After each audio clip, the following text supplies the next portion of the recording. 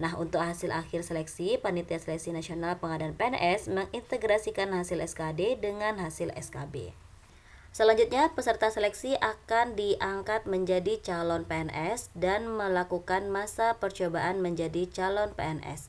Peserta seleksi yang nyatakan lulus seleksi diangkat dan ditetapkan sebagai calon PNS oleh PPK setelah mendapat persetujuan teknis dan penetapan nomor induk pegawai atau NIP dari Kepala BKN. Teman-teman yang telah dinyatakan lulus seleksi akan dilakukan penetapan NIP untuk CPNS tahun 2024. Pada video kali ini akan kita bahas terkait dengan penetapan NIP CPNS tahun 2024. Yang pertama adalah cek hasil seleksi, 2. Pengisian DRH, 3. Cetak dan isi DRH, 4. Unggah dokumen, 5. Persiapkan dokumen instansi masing-masing, 6. Apakah pemberkasan bisa gagal? Semua akan kita kupas pada video kali ini.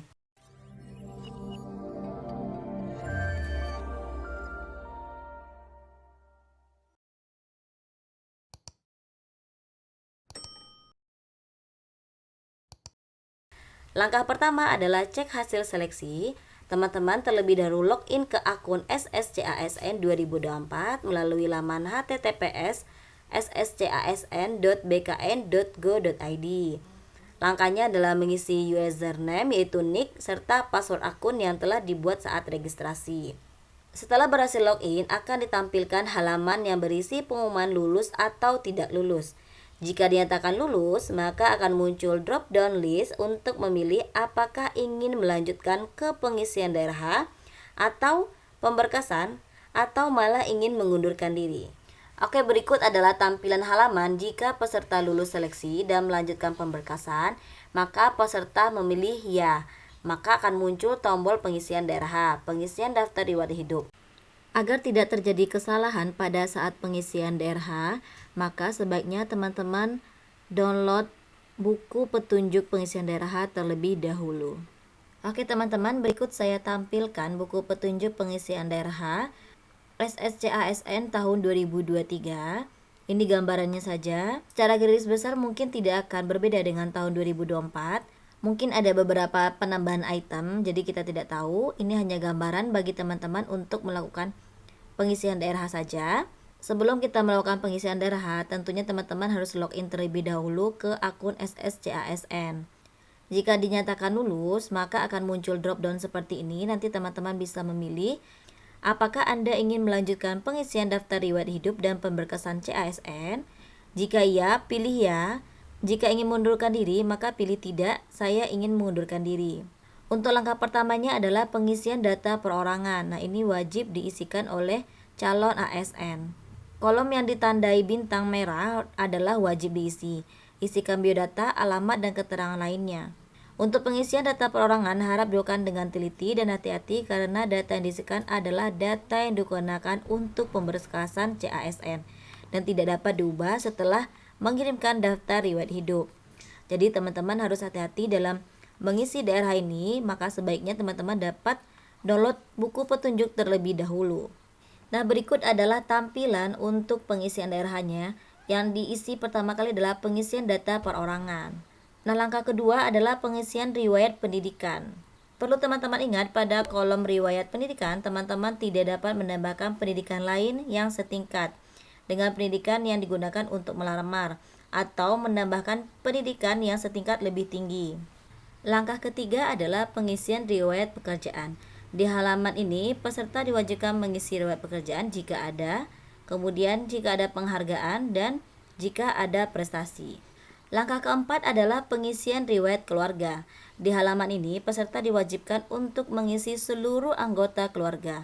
Di antaranya adalah pasangan, yaitu istri maupun suami, anak, orang tua kandung, yaitu bapak dan ibu, saudara kandung, kakak maupun adik, serta mertua jika yang sudah menikah.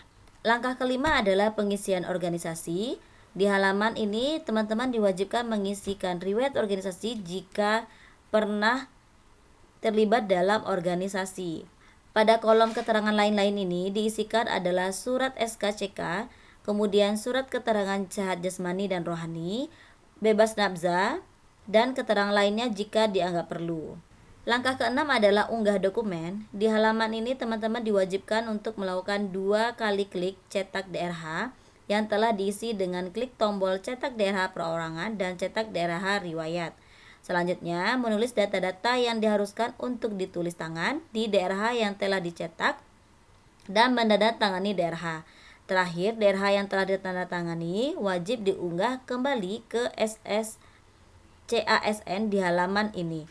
Dan diimbau untuk teman-teman membaca terlebih dahulu ketentuan pengunggahan dokumen. Berikut adalah beberapa dokumen yang harus teman-teman upload pada akun CASN. Yang pertama adalah file scan surat pernyataan 5 poin sesuai dengan peraturan BKN nomor 14 tahun 2018 untuk CPNS atau peraturan BKN nomor 1 tahun 2019 untuk P3K yang sudah dibubuhi materai serta ditandatangani oleh calon ASN. Ukurannya adalah 1000 KB, maksimal 1000 KB dalam bentuk PDF. Surat pernyataannya dapat teman-teman unduh pada platform di sini. Yang kedua adalah file scan SKCK yang masih berlaku. Selanjutnya scan daftar riwayat hidup yang diisi dan diunduh dari pengisian daerah pada web SSCASN yang digabung menjadi satu file dan sudah dibubuhi materai serta ditandatangani oleh calon ASN. Ukuran maksimalnya juga 1000 KB dalam bentuk PDF. Yang keempat, file scan bukti pengalaman kerja asli yang ditandatangani atau fotokopi yang dilegalisir oleh pejabat yang berwenang apabila memiliki pengalaman kerja.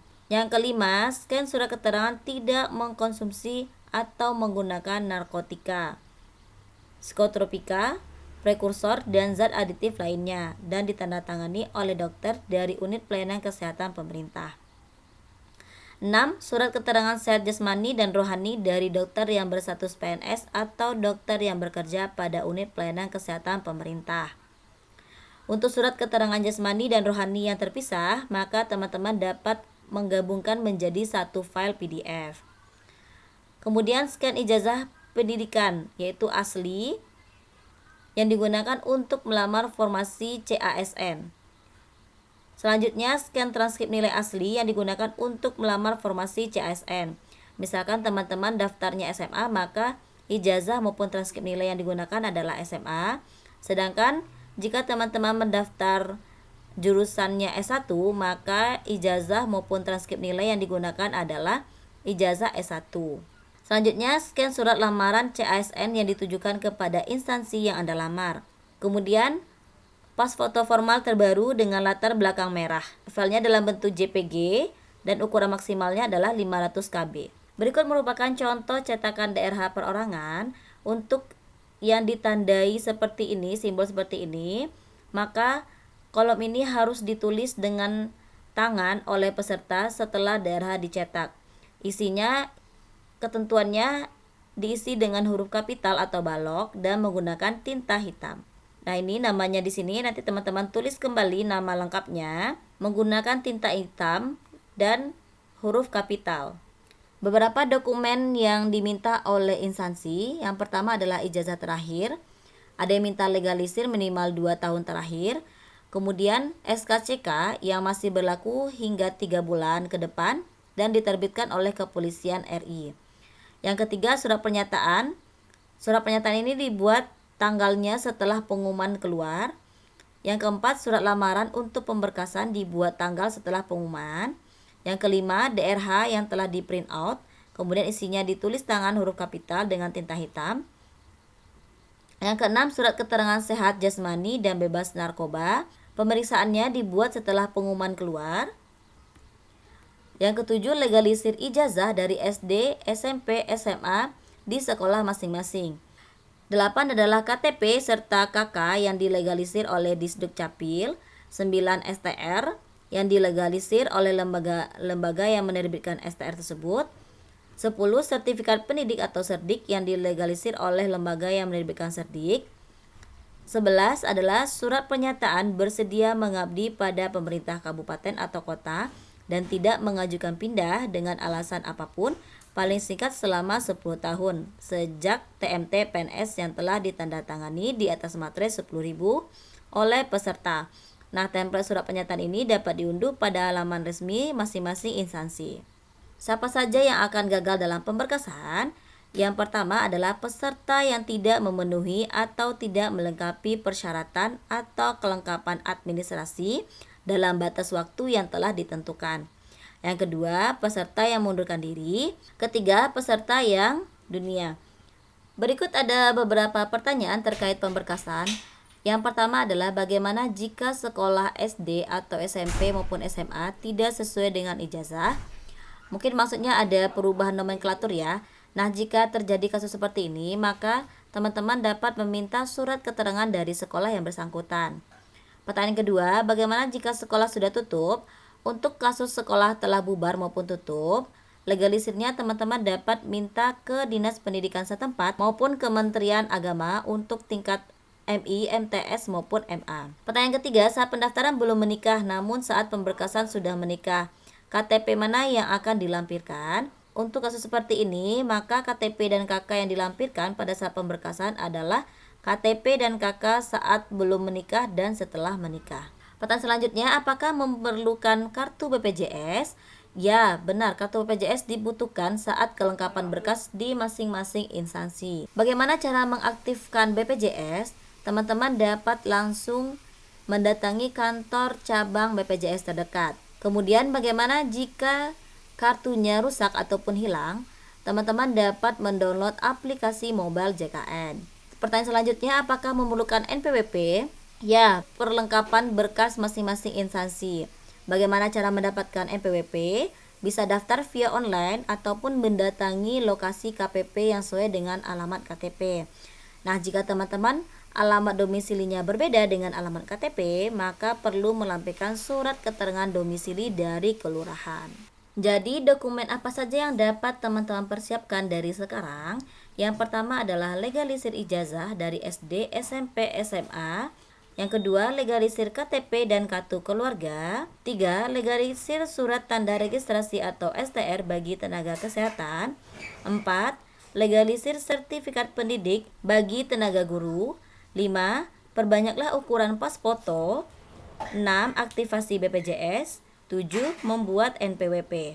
Untuk SKCK, surat keterangan sehat jasmani dan rohani, surat bebas narkotika, surat pernyataan 5 poin, serta daftar riwayat hidup. Dokumen ini teman-teman persiapkan setelah pengumuman resmi keluar di instansi masing-masing maupun di aplikasi SSCASN. Jadi, jika pengumuman setelah keluar, maka teman-teman dapat mengisikan daerah terlebih dahulu. Kemudian, lihatlah pada pengumuman masing-masing instansi apakah memiliki kriteria khusus atau terkait dengan perihal masing-masing pada surat keterangannya. Misal nih, pada SKCK perihalnya adalah untuk melengkapi kelengkapan pemberkasan CPNS atau untuk penetapan NIP. Jadi teman-teman harus memperhatikan surat resmi dari masing-masing instansi sebelum mengupload dokumen di aplikasi SSCASN. Oke teman-teman, itulah beberapa proses penetapan NIP.